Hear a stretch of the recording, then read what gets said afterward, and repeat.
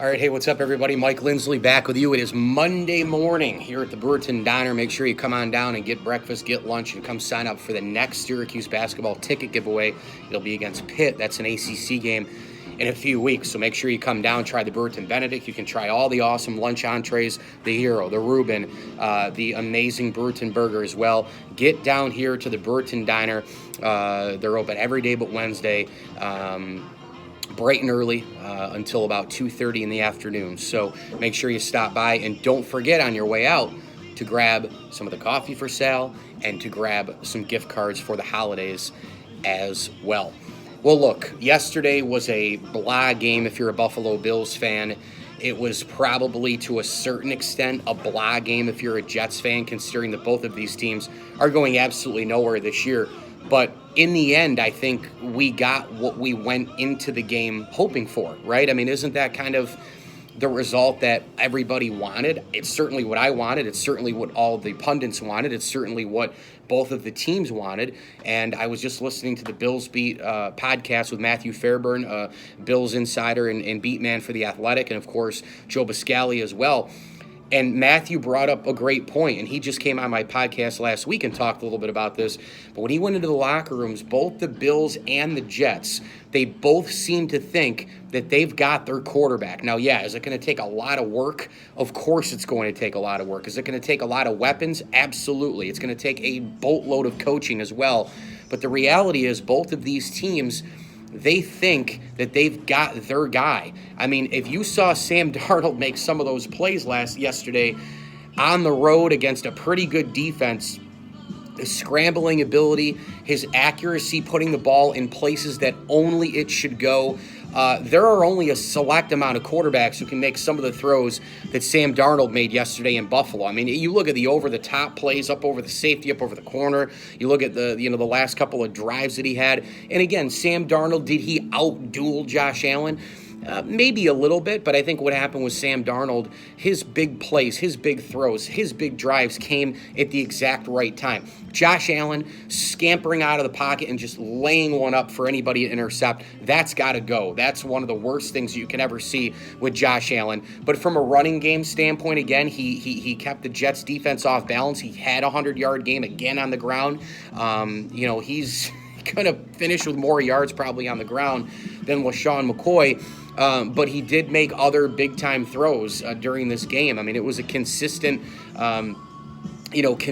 ability to find the guy en route. And remember, there was a play that Zay Jones, he had it right there in his breadbasket, and Zay Jones dropped the football. So when you look at those types of things, you look at some of the signs, you look at some of the things that are going on, just looking from a pure football standpoint, do these two guys pass the look test? And I think undoubtedly they do. I mean, I think when you look at Josh Allen, you're looking at 6'3", 6'4", 6'5", whatever the heck height he is, and you're looking at big, tall, strong, etc., and he's got some of that mobile ability to get out of the pocket like today's NFL quarterbacks. Again, the thing is you want to try and limit some of those runs and maybe create more mobility within the pocket, which will allow you to then make better throws. But he needs more help. There's no question about it. He's got an average offensive line. He's dealing with LaShawn McCoy, who is just continuing to tumble down the stairs in terms of his career and his production. He has zero weapons. They just released two of the Waste of Space guys in Benjamin and Andre Holmes. He's literally throwing to Zay Jones, Charles Clay, McKenzie, who was picked up off waivers from the Broncos after Week 10, and Robert Foster. I mean, come on, man. Like, look at this core. What they need to do in the offseason, and Ryan Talbot wrote about this a little bit in New York Upstate, and Ryan is one of the best Bills guys out there. They need to flat out go get a monster, big-time difference-making receiver. And I don't care if the receiver is 31, 32. In fact, I'd almost rather have him be a polished, amazing receiver for just a 3 or 4 year period, because frankly, if the Bills can get a 3 to 5-year window here for the 2019, 20, 21, 22, 23 seasons. You know, if there's 3 years out of there where the Bills can go win that division because Brady is going to be gone, who knows where Bill Belichick will be at that point also. But when Tom Brady finally steps away, that division could be open for the taking. And I feel like it's going to be an absolute situation where it's all about timing. Meaning, when you look at the timing of when Brady retires, which team other than New England made the best moves closest to when he's going to retire? For example, if the Buffalo Bills can make a couple of big moves in the offseason, they, like the Jets, have a pile of cap room. They've got a ton of money to spend, around $90 million. If they can go out and get a couple of big-time offensive weapons, you kind of maybe you go out and get a corner to get on the other side of Trey White. Maybe you add some depth up front with Kyle Williams probably retiring at the end of the season. If you go out and do those things, and then you watch Trey Edmonds grow, and you watch Zay Jones grow, and you watch a plethora of players led by Josh Allen's growth, who's the most important guy, you could fall into a situation where in 2020, the Patriots 2021, Tom Brady's out of there, and the Bills have a 3-4 year window to maybe make something happen from 2019 until 2022-23. So that's how it's looking right now for the Bills, in my opinion. I think Josh Allen, though, the Bills are looking at him absolutely positively as the future of that franchise, the future quarterback. You're also taking a peek now at Sam Darnold. Again, I think both of these guys going into the game, we wanted something, and I think at the end of the game, we got it. The rookies made mistakes. I get it. Sam Darnold had some bad decisions. He went up the middle and got hurt, went out of the game, came back in. Those are things that are going to happen to rookie quarterbacks. All rookie quarterbacks, for the most part, have struggled mightily in the NFL. It is a very, very fast game. College to the pros is unbelievably different. It's unbelievably fast. And, you know, on the Josh Allen side, he threw the interception down the field. Terrible decision there. He ran out of the pocket and fumbled the ball. Shocking that it actually hasn't happened more, considering how many times he's run and gotten out of the pocket and acted as a runner for this Bills team.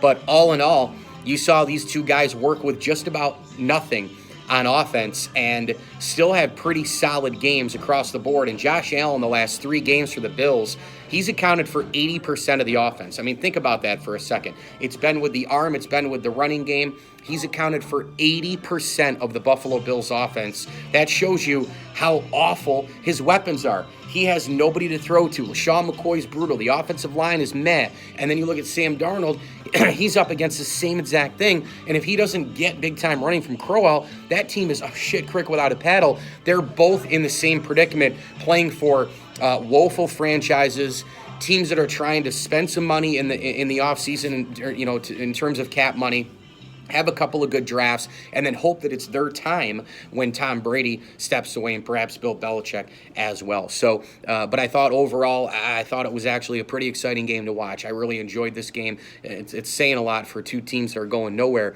but again, it's all about the quarterbacks. It's all about the future with these two guys, and I think we got out of that game what we thought going in. I'm Mike Lindsley. I just got my breakfast delivered here at the Brewerton Diner. Here it is. Sausage, couple of eggs, and a wheat toast. Can't wait to eat it. Make sure you get down to the Brewerton Diner for breakfast, for lunch, and our new Syracuse basketball sign up for your ticket giveaway. We're going to be giving away a couple of tickets to Pittsburgh and Syracuse at the Carrier Dome coming up in a few weeks. Get down here, grab gift cards for the holidays. Try the Brewerton Benedict, which is the delicious Texas toast. You put the bacon gravy right over that, a couple of over easy eggs, and I would add ham to that as well, make it more like a Benedict feel. And then, of course, the French toast is amazing. And then for lunch, you can go from the Hero to the Reuben to the Brewerton Burger to the grilled cheese, you name it. This place is dynamite. Great atmosphere as well here at the Brewerton Diner, just off of Bartell Road. If you're in and around Central New York, get here. You're in and around Central New York for the holidays, get here. The Brewerton Diner, the official diner of the ML Sports Platter. Hit me on Twitter at Mike L Sports. As I always tell you, enjoy the games.